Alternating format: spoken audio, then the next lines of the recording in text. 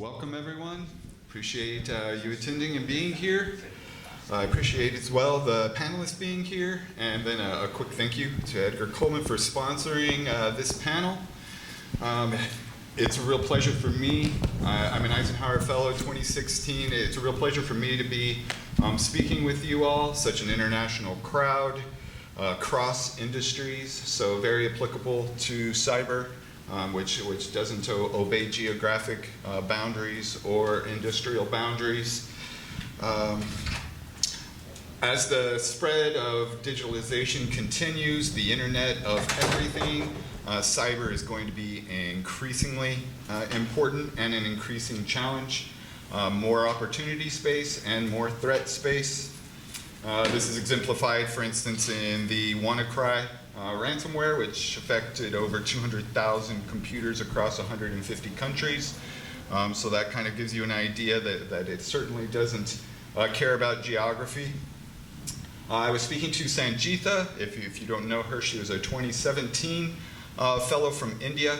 She cares very much about building leadership skills and about mental health for especially the disenfranchised and rural populations. So for someone like her, technology is a real opportunity to reach people that she may not otherwise, but as you can imagine, then it presents a challenge for privacy, for security. You may have seen in the news the Forbes article or Futurist or others talking about the 23andMe hack, where now people are online selling others' DNA. So that speaks to the real challenge of working in the cyber world with health information, among other information. So I'm really pleased to be here with these panelists. I'm sure you're grateful that they are here as well. Two very distinguished people and me. I'm not sure how I ended up here, but I'd like to introduce KK. He is from India. He is CEO and founder of Network Intelligence. They provide cyber services across the globe. And then we have Prinya, who's chair of the executive committee for ACIS Professional Services and for Cybertron, I believe, as well. Yes. So I encourage you, after the panel, to look up their bios. They're very accomplished. We had two others who unfortunately didn't make it, but I wish to recognize them nonetheless for their contributions. And I'm Nate Robinson, so I'm director over at Sandia National Labs. Senior manager, I should say, of the data sciences and computing, so overseeing quantum computing, cyber, and an AI and ML group, or machine learning group. So on that note, we're going to get started, and I'm going to ask Prinya to get us off talking about the difference between cyber attack and cyber dominance, and kind of introducing us to the cyber sphere that will set the foundation for our discussion. Yeah, thank you, Ned. Good afternoon, ladies and gentlemen. Really good to be here again in USA, because I've been here 10 years ago, year 2013, and I have a chance to develop the NIST cyber framework when I stayed in Washington DC 10 years ago. And at that time, cybersecurity is very new wording, not know much for around the world. On that time, they think only the information security. I will talk about the history of the cybersecurity before they come to cyber dominance. I can summarize that the era of the cyber domain is fifth era. The first one, 1986, it's called computer security. When I studied bachelor degree in Chulalongkorn University, we had the class called cyber computer security. It talks about security of the hardware chip and the security of the operating system. And that's the first that I know, computer security, 1986. After that, 2005, the second gen is information security. Professor Edward Humphrey, he a British guy, he released the ISO 27001, the first version, 2005. Then what we call information security. And in Thailand, very famous that people do what we call ISMS, Information Security Management System, and it's been certified by Tube Nord or Bureau Veritas. The ISO 27001 started on that time. In the third generation, it's year 2013, that year that I got the Eisenhower Fellow. they start keyword called cybersecurity. In USA, they use cybersecurity in the same word. But in UK, the cyber and space bar and security, till now, they separate word. But the wording cybersecurity 10 years ago, they have a framework that NIST, they released the framework called Cybersecurity Framework 10 years ago when I was Eisenhower Fellow. And the fourth gen is now we call cyber resilient. Cyber resilient, I will explain it later. But cybersecurity is finished now. We cannot handle 100% security. That's why we need to change the mindset to the new keyword, cyber resilient. We talk about it later. KK can share on this also. But today, Ned asked me about what's next in the fifth era, right? Computer security, information security, cyber resilient. Final, the fifth era is the cyber dominance. Cyber dominance is not about the hacker anymore.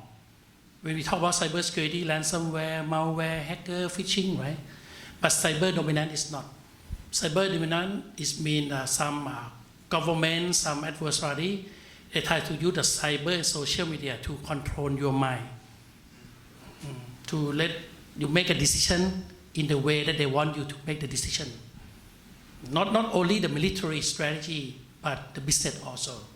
Let's say sometime I choose a Facebook, I saw some guitar, Gibson, Fender. I have to see, oh, it's good, I love guitar. After that, I buy that guitar. I think about something, I search about something that's happening in my Facebook, and after that, I go to buy it.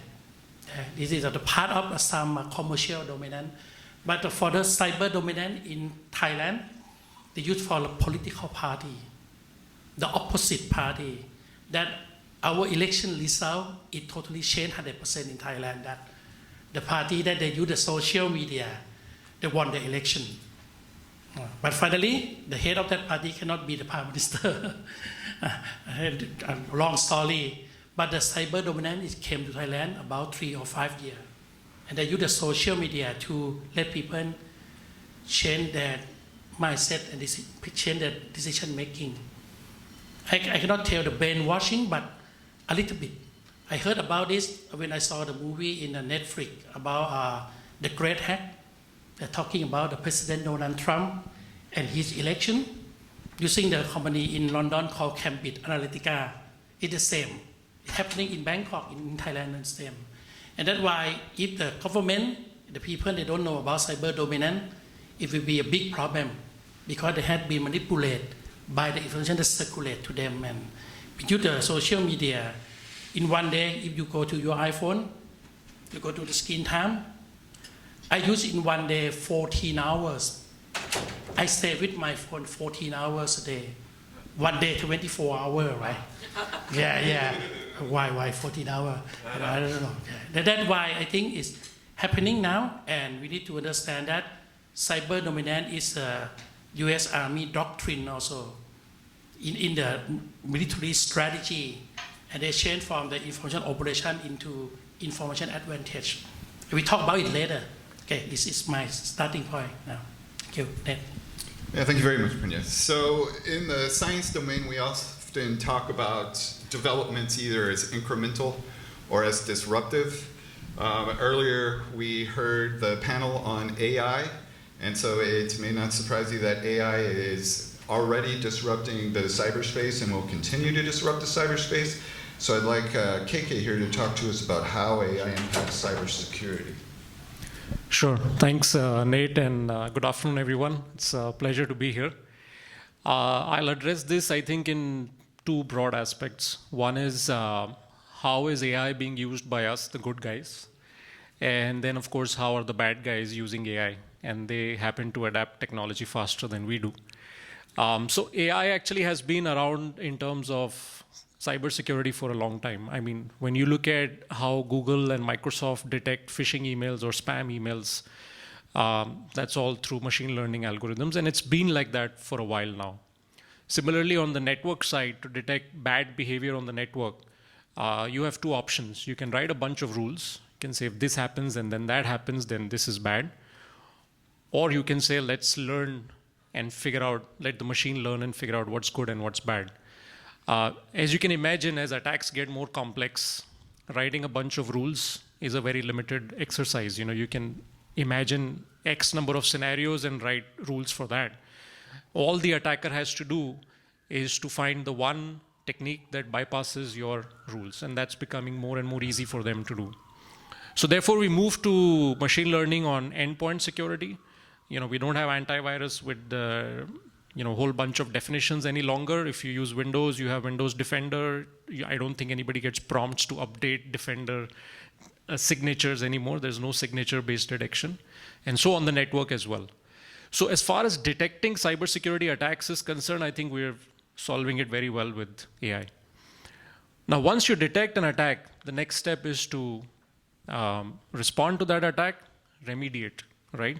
And that piece is where AI is coming into play now, where we are going to depend on machines to figure out what's next.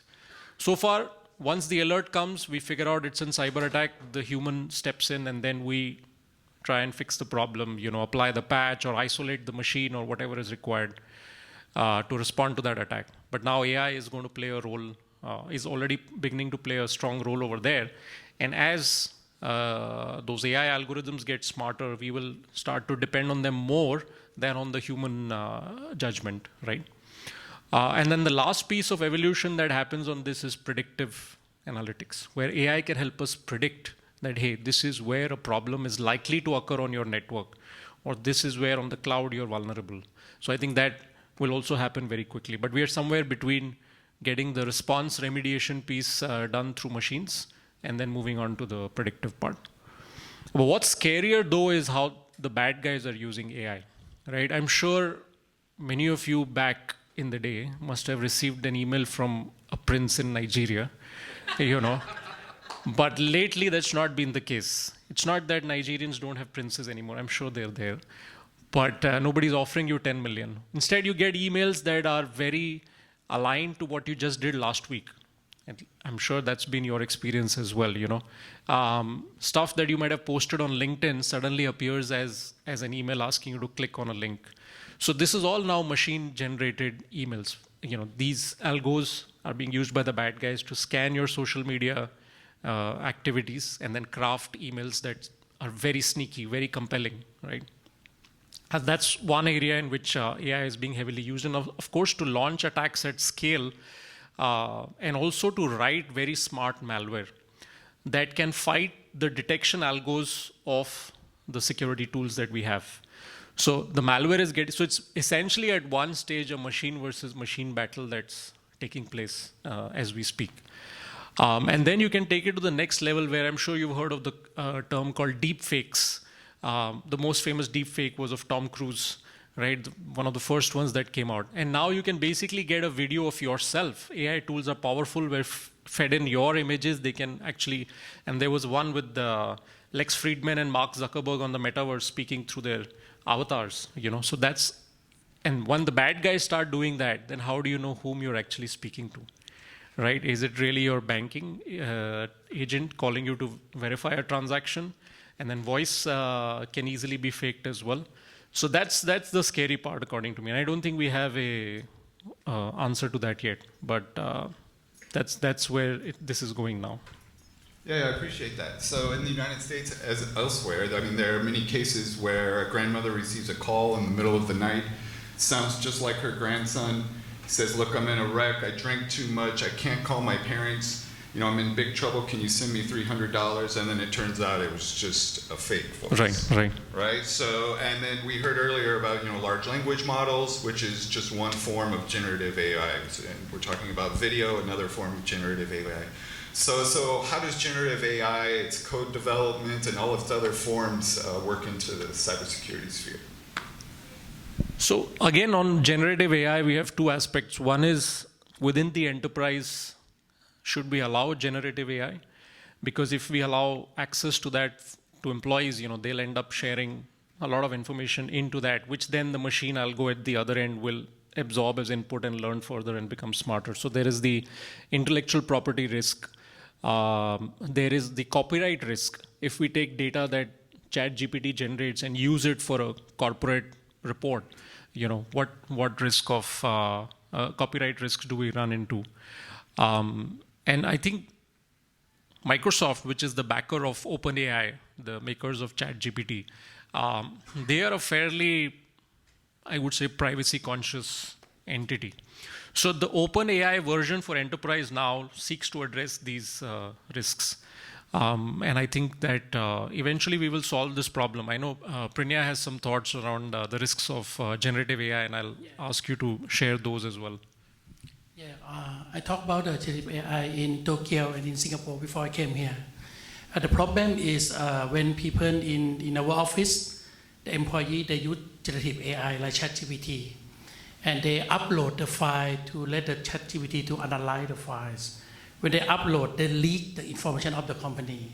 Have you ever heard about the news of Samsung in South Korea? They fire all the staff that upload the secret company information up into the generative AI to use it. Last week, Thai group, they visit the ChatGPT office, OpenAI office in San Francisco here. And they talked to the team that they will separate the ChatGPT for the enterprise, as you said. Right. That they said they will not touch the data of the enterprise if you pay for the enterprise version. But I'm not sure, I will touch or not, I'm not sure. Like an enterprise version of the free cloud drive, right? They don't touch your data. But now if you deal with them, you text them, you ask them, you upload file to them, they collect all the information into their large language model, and they learn. All the information that you upload to them belong to them.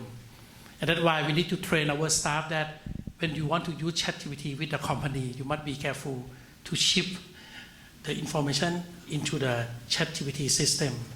And another thing, I agree with you that they can create what we call AI enhanced phishing. Normally the phishing, they wrote the fake email to the target, right? And now they can use AI to do the better jobs. Better good language, Thai language. They wrote the Thai language as they are Thai people like me. Very, very, very correct Thai grammar language. And when people get the email, oh, it is a write by the human, but it's not. It wrote by the ChatGPT. It helped them to create the phishing. If you use the ChatGPT now, and you want them to create some phishing email, they can do for you as an example. They can create everything for you. You just copy it and send it. Because they don't know what is right or wrong, right?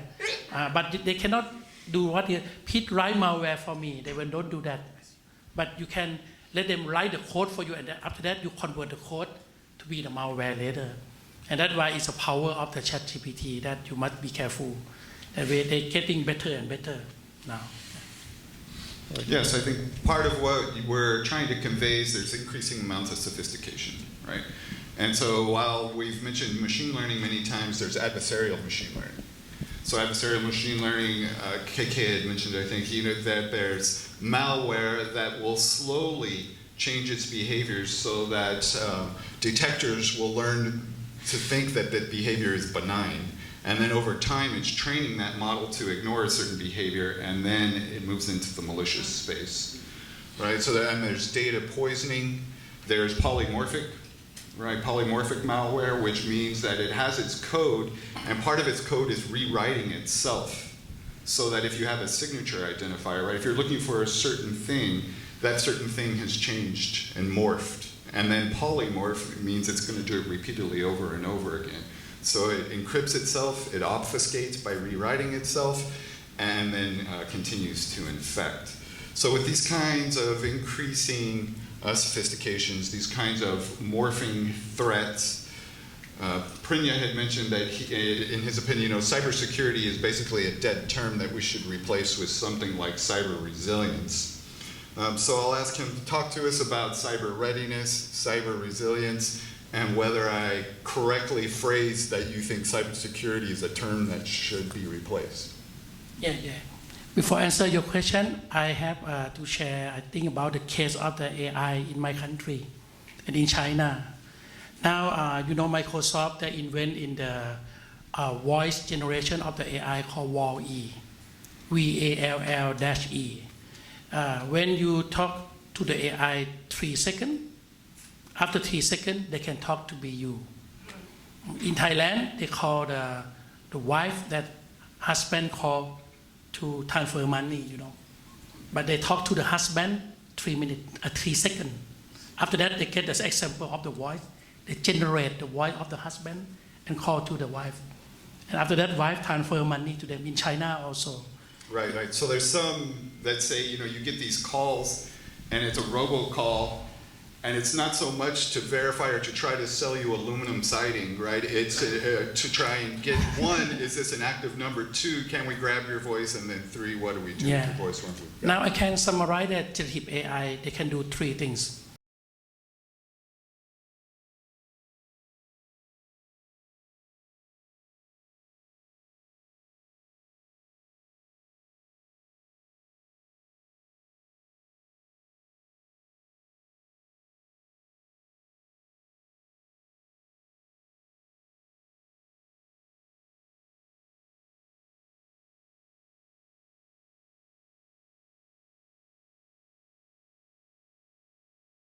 The white woman, the young woman, they can do everything. Look very real. And after mid-journey, they do what? Stable diffusion. Stable diffusion is very famous in Thailand. And the DAO-E. DAO-E is one of the project of the OpenAI. But not good enough at a mid-journey, but they will getting better. And after this, after text, after picture, they will generate a video. Now you can do like a deepfake, as you said, the reface application. You can use it. You can be a Leonardo DiCaprio in Titanic. You can put your face as an actor. Deepfake, we call reface application. In Thailand, they use it for entertainment. This is an example that AI can generate the fake information. A lot of things that we don't know that computer generate or human generate. Okay, answer to next question about cybersecurity. Before we came here, we discussed that cybersecurity is finished. We just started cybersecurity, but it finished already. Because the mindset of the cybersecurity is identify and protection. When you read the NIST cyber framework 10 years ago, the core engine of the cyber framework, like 5 fingers, identify, protect, detect, respond, and recover. Now, people identify the risk, they protect from the risk. Firewall, antivirus, anti-malware, we do everything, but we realize that we cannot 100% secure, right? But now we need to change to the mindset to the detect and the respond. When you saw the color of the NIST, identify and protect is a blue, deep blue color, and detect is a yellow color, and the respond is a red color. It means now you need to focus more on real-time detection. You can use AI also to detect the threat. After that, if you found that you have been hacked by the hacker, you need to respond in timely manner. And that's why the cyber resilience is starting from this point. You need to withstand the threat and recover from the cyber attack quickly. And that's why we think about business continuity, how you can run business.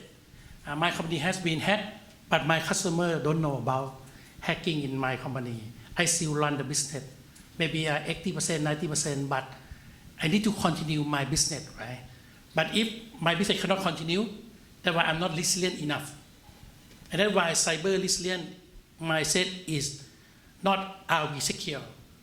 If the CEO asks the CIO what budget you need to secure our company, is the wrong question. He should ask, are we ready? Are we ready for cyber attack tonight, tomorrow? And that's why the CIO need to explain to the CEO that I'm well prepared to lower the impact. I can continue the business.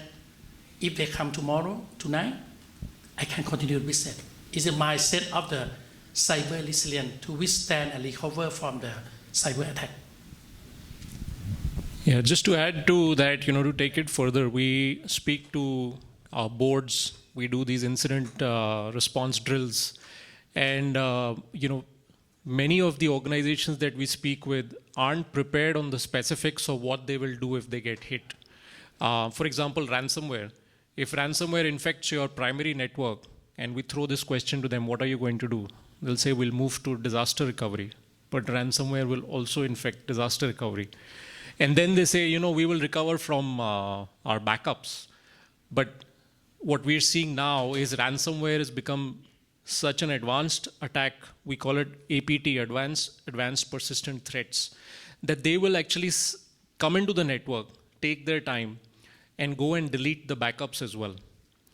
So it's really your worst case scenario that you can imagine multiplied a few times.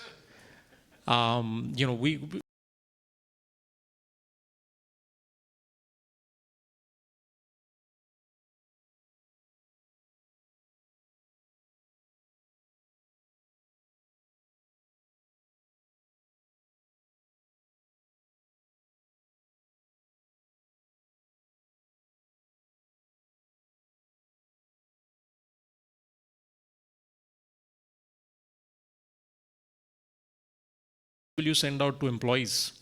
Will you call in law enforcement or not?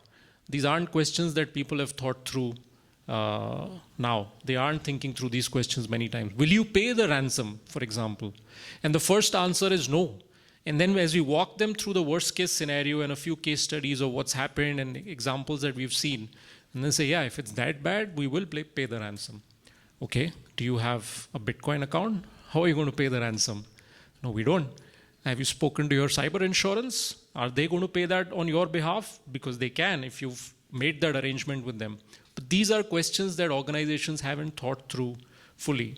And so what happens is that when the attack does happen, and we've been in those conference rooms, it's everybody shouting over each other, everybody trying to CYA, right? It's not my fault, it's the cybersecurity team saying, no, it's the IT team saying, what about the audit report? Why didn't they highlight this in audit?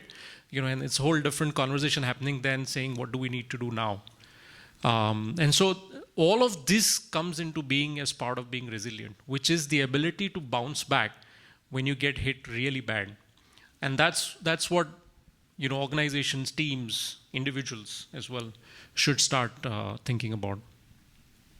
Yeah, I appreciate that. KK and I were also talking earlier, and he mentioned something that I hadn't thought of, that countries who are further along in their development, who developed earlier, in some ways are in a poorer position because they have systems that never had cyber as a consideration, right? And so you think about the NotPetya, right, which cost billions of dollars in 2017, I think it was, or the 2020 Colonial Pipeline, which caught plenty of US headlines and disrupted gas service. So we have infrastructure that's expensive, infrastructure that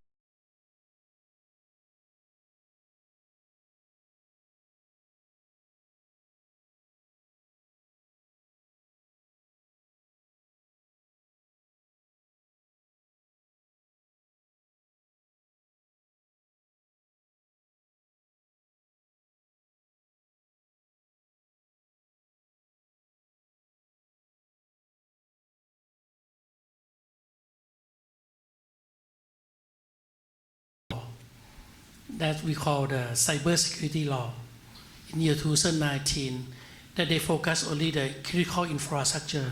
Actually, we learned from Singapore friend is here. They have the critical infrastructure law, that all the 7 sectors of critical infrastructure, give you example, healthcare, telecommunication, financial banking, they need to follow the rule of the regulation. They need to secure their network. You need to run their business.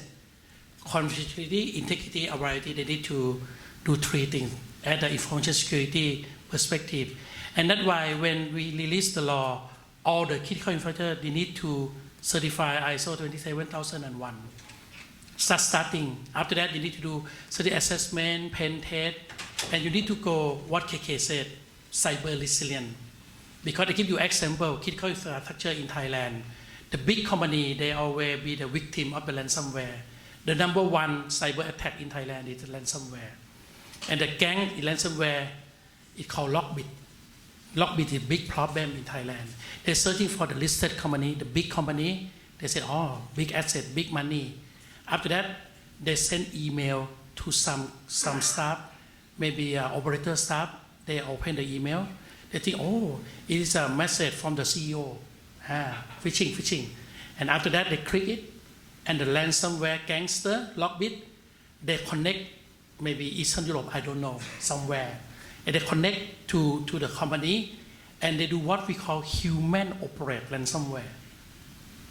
Either human, like you and me, human, and they remote to the computer, move the mouse, hack into the system. As KK said, they go to the backup first. They destroy all the backup first. After that, they don't destroy all the production.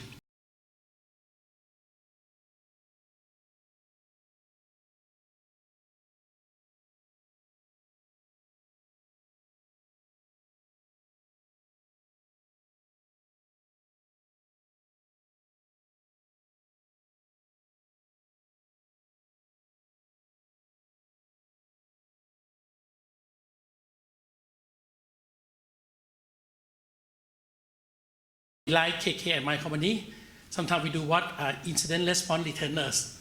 That to help the customer when they have been hacked, they call me. Oh, they call me at night. I has been hacked, data breach. Please come to my office. I said, see you tomorrow. They said, if you go tomorrow, you won't come. No, no need to come.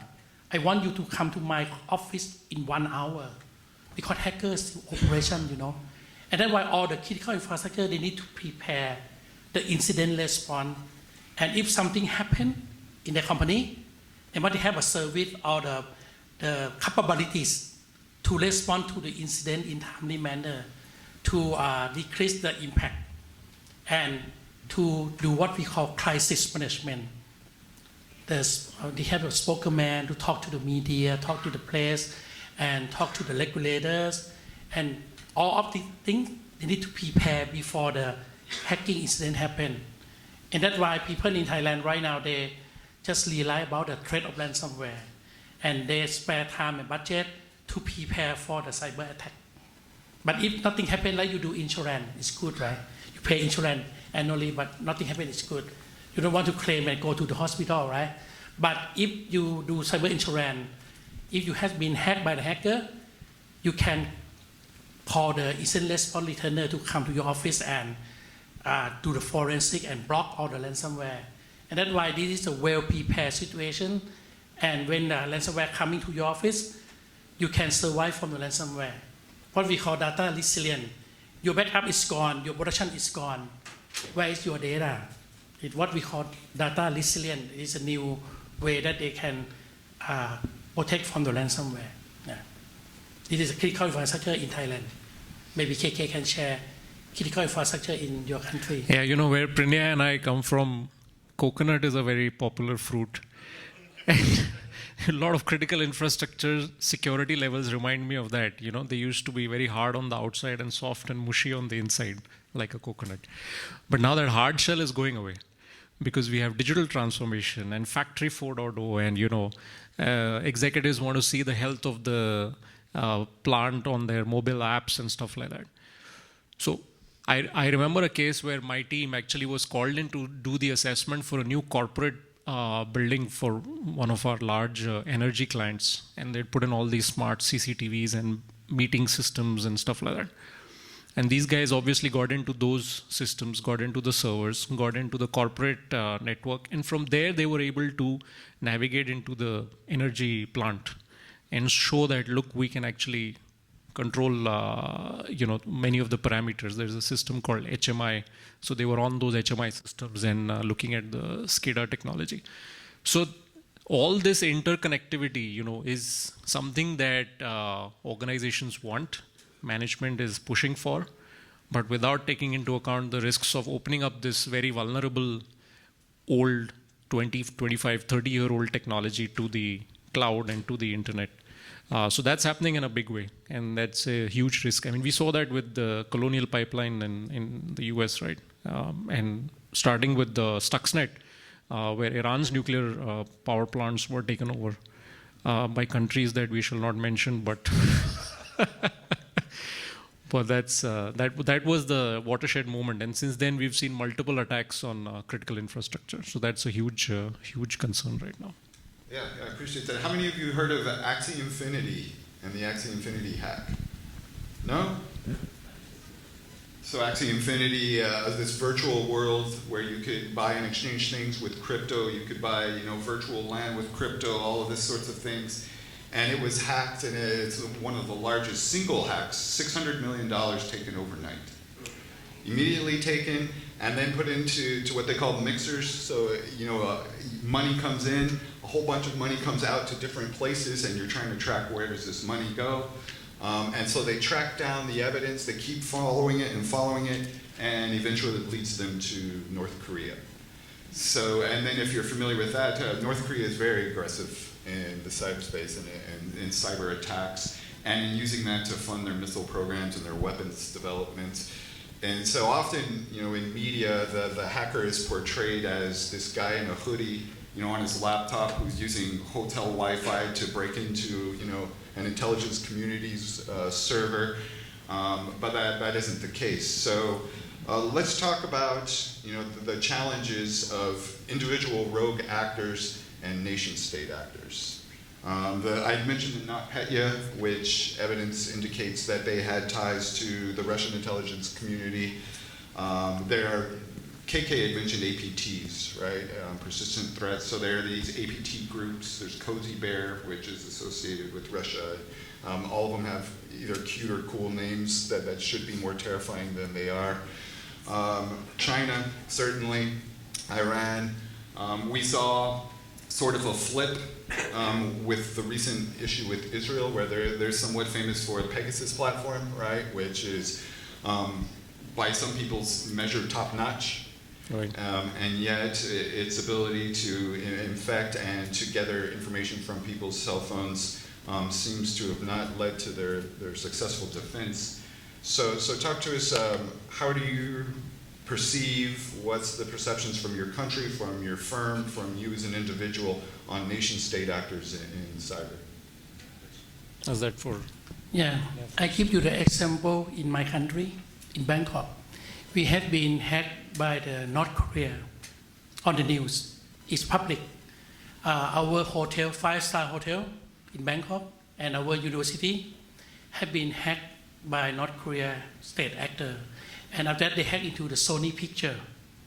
Because Sony picture due to the movie talk bad about the president in North Korea, Mr. Kim. He don't like it. And after that, they hacked the Sony picture. And we found that the originated attack from Bangkok. What we call attack attribution is mean we have been hacked again from a North Korea state actor. And sometimes they hack for money to transfer the money in many banks, in many countries. As an organized crime, they have a team, hacking team, offensive team, very good team. And that's why we try to protect from their attack. But now it's okay, but I don't know the future.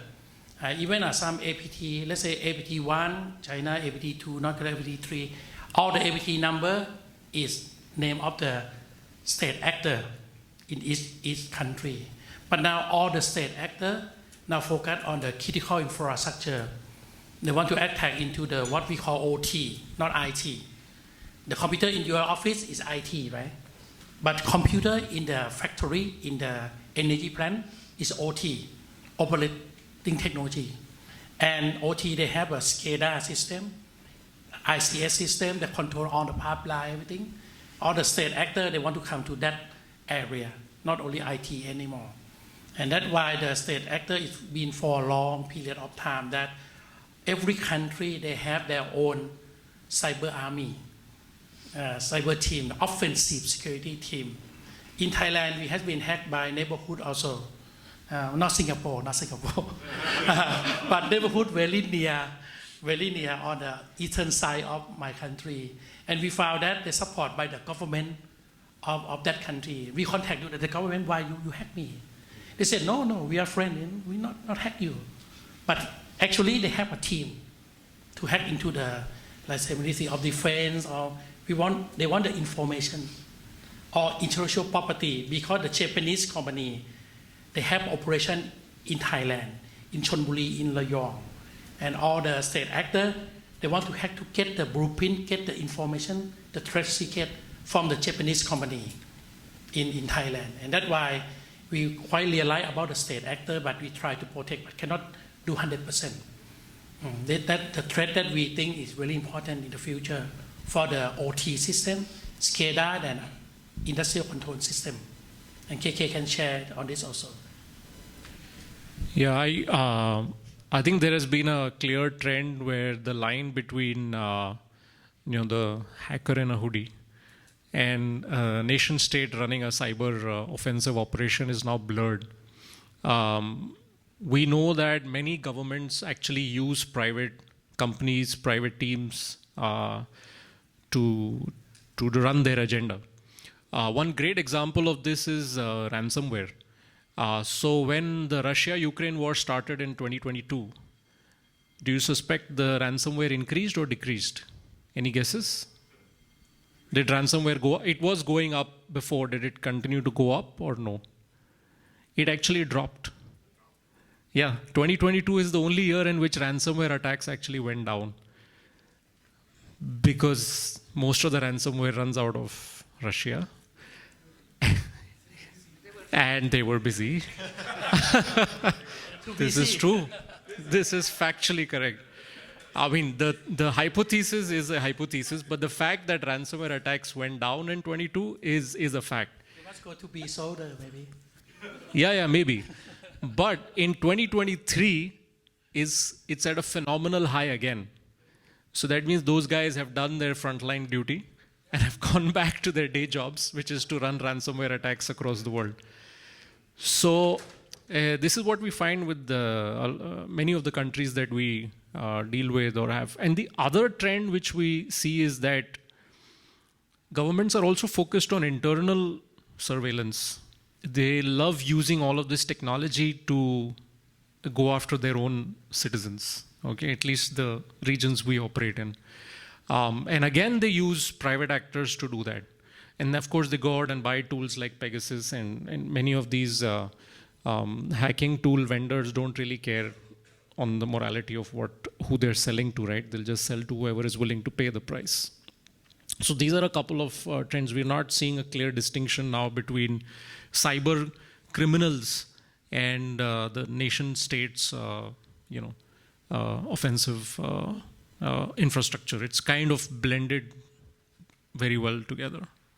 In fact, a lot of the FBI investigations on ransomware gangs have led to the fact that these gangs were either actively backed or the authorities looked the other way. So. Yeah, so there are many vulnerabilities, right? We were talking about adversarial machine learning, but I mean, there are ways in which you can poison models. There are ways in which you can steal models. There are ways in which you can back out training data on models. So maybe you're training a model on proprietary information or information you don't want released. There are methods in which you potentially back that out, whether it's text or images or whatever else. And we were talking about all these bad guys. And so part of what we're saying is that resilience is extremely important versus security, because security is an illusion, right? That this is a continual Sisyphean effort, right? You're going to push the ball up, and somebody's going to come with a new threat, and the ball's going to roll back down, and you're going to have to push it back up again. And then the other part of what we haven't quite spoken to, but I think my panelists will agree, is, okay, if we know who the bad guys are, then what? Right? Like we're saying, okay, this group was behind this ransomware, this group was behind this attack, and then what? And so many of these are quite challenged, right? International cooperation is required. And then once you get into that, then you get into different legal systems, right? You get into different resources and different types of priorities on what people care about. And then you also get into the challenge of information sharing, right? I know about a zero-day exploit. I have allies and I have partners, and I could tell them I know about this, or I could keep it to myself because it could be extremely valuable for my own purposes. And so then you have the political challenges that come along with information sharing. So what's your perception? Do they reach out to you in your consulting businesses and services to try and help in the enforcement portion? And what do you advise and see with your clients? It depends on the situation that our customer want the service. If they want to go cyber resilient, they need to well prepare for the incident response. When a thing happen, they can respond to the incident in timely manner and very quickly. As I said, a cyber resilient mindset The problem is the people that pay money, decision maker, is not IT people. It's the top executive of the company, CEO level, C level. They're not the IT guy. When talking about IT, they said, okay, go to the IT committee. But actually, it's their job, the CEO, the board of director. That's why the problem is we need to change the mindset of the top leadership to understand that the cyber resilience is their responsibility. Because cybersecurity not only people, process, and technology. It's about the leadership of the management and the commitment of the management also. As you see, the many papers of World Economic Forum, they always said the top management need to top down and to support all the cyber activity. And that's why this is a very important that sometimes we don't talk with the IT team or security team, but we need to go to the top management to educate the CEO, the board level, to make them realize, oh, I have a sense of urgency about the cyber resilience. After that, they will give the budget, the time, resources into the team. And finally, the law in Thailand, we said that the top responsibility for the cyber attack is the CEO. It's not the CISO anymore. It's the owner, the top management, the board need to be responsible for all the impact of the cyber attack in the law. Sometimes the management, they don't understand it, what I need to do about this. And that's why another thing, people, process, technology, leadership, finally, what we call cybersecurity culture. Cybersecurity culture is very important. Peter Drucker, he said, culture is strategy for breakfast, right? For me, it's lunch and dinner also. If you cannot change the culture of people's mindset from the top management into the operation level, you cannot be secure. And most people buy antivirus, buy firewall, I use my money and I secure. Not anymore, not technology only. And that's why if they change mindset that security is everyone's responsibility, all the staff, all the management. I think it's a big job that consulting company like KK and me need to educate the customer first and make them have a sense of urgency and they know, oh, my responsibility. If you go to IOD, they talk about the fiduciary duty. Fiduciary duty, due care, diligence, it belongs to the board of director and the management, not only the technical guy, the computer room.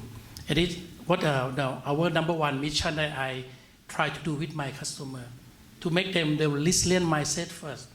And I back to the cyber dominant.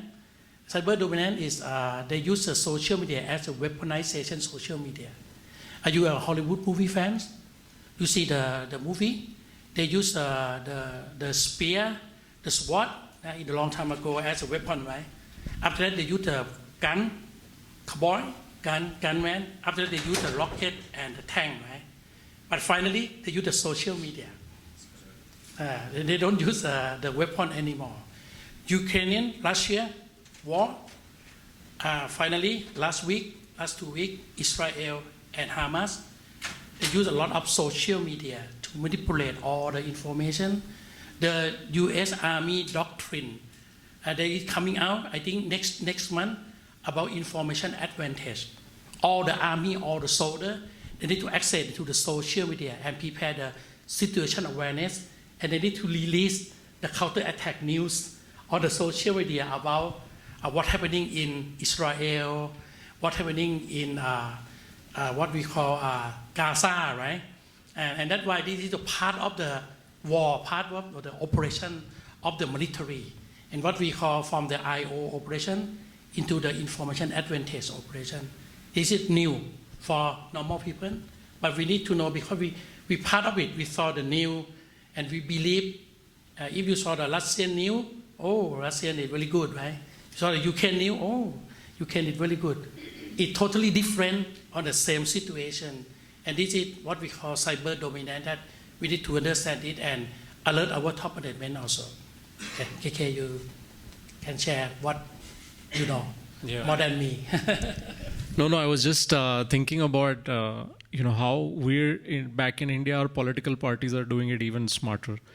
Like here we are talking generally about social media being misused. There they have this entire pyramid structure of WhatsApp groups where they can reach out to like each polling booth and do propaganda through WhatsApp, which of course you can spread all sorts of garbage on WhatsApp because it'll never come in the public eye, and so you're away from all sorts of censorship. At least if you put garbage on Twitter or X or Insta, it'll get fact-checked at some stage, or it'll get called out at some level or the other.